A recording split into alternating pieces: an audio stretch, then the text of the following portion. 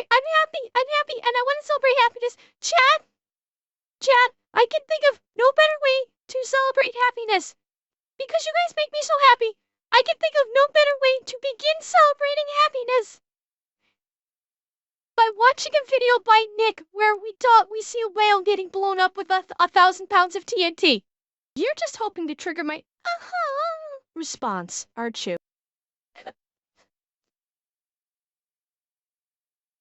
Like that? Is that what you want, chat?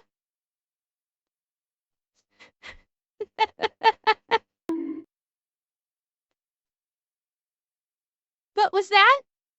Paw? That was me going, chat.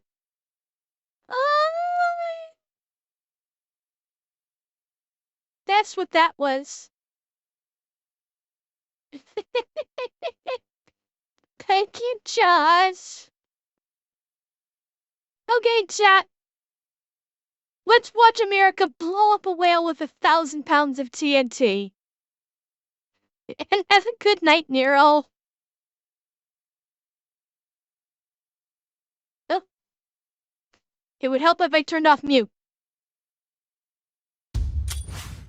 Today we're talking about that time that America blew up a whale. Yeah. And no, this is not going to be one of those times where a dead whale washes up on the shore, gets all bloated, and somebody pokes it with a stick. Nah, somebody from the government showed up with 1,000 pounds of TNT, stuffed it underneath a dead whale in an effort to either vaporize it and or yeet it back into the ocean. I'm from the government, and I'm here to help. But first, a word from our sponsor. This video is brought to you by Zydax Custom Gaming PCs. With a lifetime warranty on all parts and labor and all their manufacturing and I almost got one of these right here in America, it is a gaming PC that I would recommend. And I'll have them linked in the description below. Our story begins in the state of Oregon in 1913. At the time, there were no major highways. Because of this, people treated the coastline and the beaches like they were a giant highway, literally driving their cars and horse-drawn carriages up and down it all the time. Because of this, the governor at the time would declare all the coastline in Oregon from California to Washington as a public highway, which also meant that it was public land. This would set in course a series of events that 57 years later would cause America to try to send the biggest animal on Earth, or at least a chunk of it, into outer space. Now, fast forward to November of 1970, a 45-foot, 16,000-pound whale washes up dead on the coast of Oregon. Obviously, this is a problem. Or as the journalists on site that day described it, a stinking whale of a problem. Yeah, we've got this on tape. So, how do you handle such a problem? If you were in California, you would call the California Coastal Commission. If you were in Florida, you would call the Florida Department of Environmental Protections. But because all the beaches in Oregon to this day are still considered highways, they ended up calling the State Highway Division, which is basically a bunch of construction workers. Now, this is some bureaucratic bullshit if I've ever heard it. There was absolutely a different agency that was more equipped to handle this situation, but it was probably a Friday and they didn't want to have to work late. So they pulled the old, well, technically card and sent in the construction workers. And all those guys heard was, you get to go home as soon as the whale is gone, to which they promptly said, get the dynamite, we're going home early.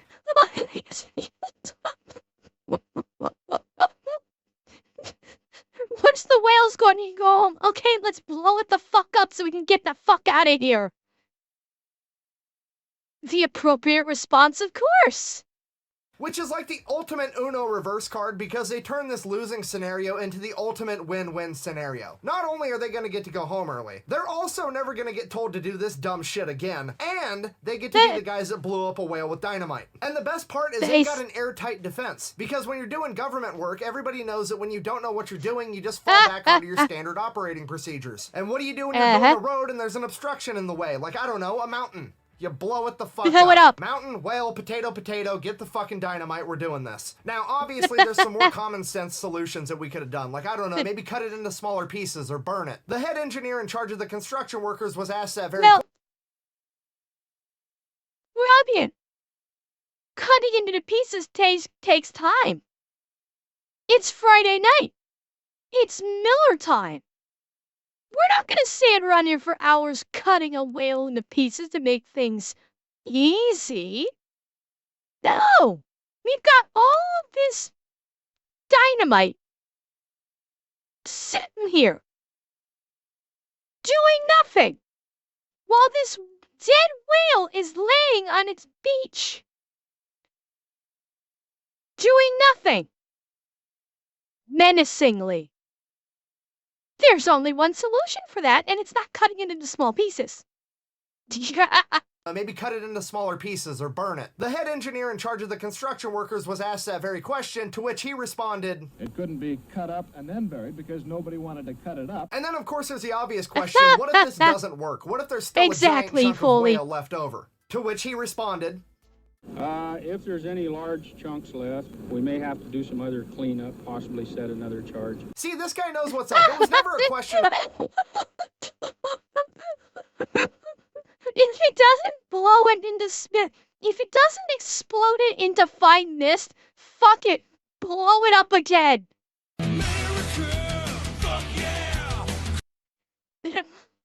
Of whether or not blowing it up would work. The only question there was how much TNT was it gonna take? And if you didn't use enough the first time, double tap. That's accuracy by volume. This is how America was built. Or unbuilt, whatever. Anyways, let's stop beating around the bush and just show this whale getting blown up. Play the clip.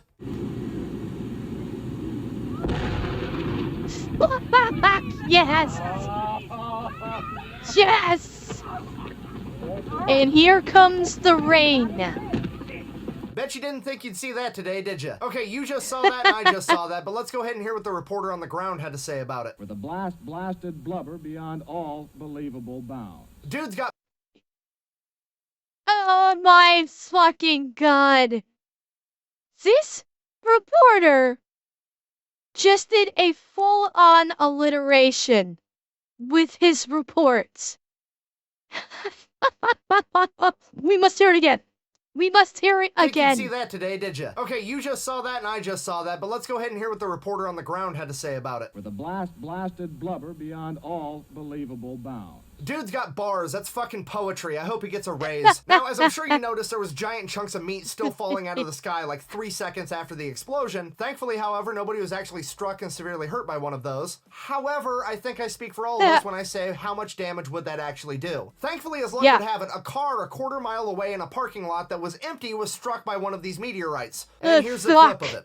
Of one large chunk, the passenger compartment literally smashed. Fortunately, no human was hit as badly as the car. However, everyone on the scene was covered with small particles of dead whale. Okay, first of all, how are you going to explain that to your insurance? Nobody's going to believe that shit. Secondly, do you know how much fucking force it takes to cave in the roof of a car? Those are reinforced and designed to withstand the rollover of the vehicle. So I think it's safe to say these meat mortars can do damage. So there you have it, ladies and gentlemen. Probably the most significant piece of news to ever come out of the state of Oregon. I mean, the only thing that could make this story better is if this was actually the final level of the Oregon Trail video game growing up. Not only that, it is probably the most significant scientific contribution that the trades industry has ever made. Because these guys just figured out that a 16,000-pound whale can in fact be deleted by 1,000 pounds of dynamite. Meaning that we now actually know for sure that it's a 16-to-1 blubber to black powder ratio. This is invaluable information. In conclusion, just so we're all clear on the timeline of significant human events. In 1966, America would make one giant leap for mankind when we created the Mark 19, aka a machine gun that shoots fucking grenades. Then, not knowing where to direct our superior scientific endeavors, we just stole the Soviets' goal of putting a man on the moon and did it first to prove a point. That was in 1969. And then we got back to making real scientific contributions to mankind when we figured out how much TNT it took to delete a whale.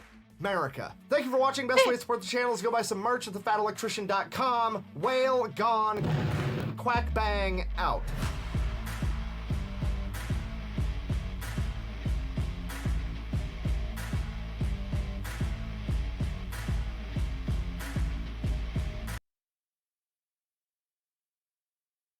Glorious. Absolutely glorious. Because having this knowledge of how much TNT it takes to delete a whale is very valuable when those whales start getting ideas of communism and decide they're going to come up on land.